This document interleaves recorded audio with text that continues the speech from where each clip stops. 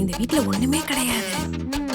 நானா அவரை இழுத்து பிடிச்சு காரு, ஏசி, ஃப்ரிட்ஜ், ஏன் இந்த வீடு முதற்கொண்டு நான் வாங்கினதுக்கா.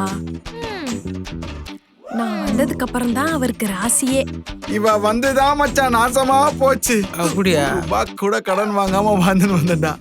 இவ வந்து TV, fridge, washing machine, car, வீடுன்னு இஎம்ஐல வாங்கி என்ன கடன்காரனா மாத்தி வச்சிருக்கா மச்சான்.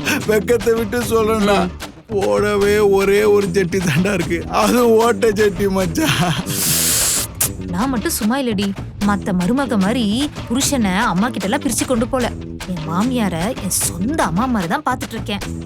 என் வீட்டு தெருவே இத சொல்லியே பொறாமப்படுவானா பாத்துக்கோ. ஏன் கிழிச்சா எங்க அம்மா வீட்டை விட்டு வெளில போனது காரணமே இவதான்டா. ஆமா டேய், கல்யாணத்துக்கு அப்புறம் எங்க அம்மாட்ட இருந்து என்னைய பிரிச்சு தனி குடுத்துறோம் குட்டி பரவாயில்ல நினைச்சேன்டா. என் கிட்ட இருந்து எங்க அம்மா பிரிச்சுட்டா மச்சான்.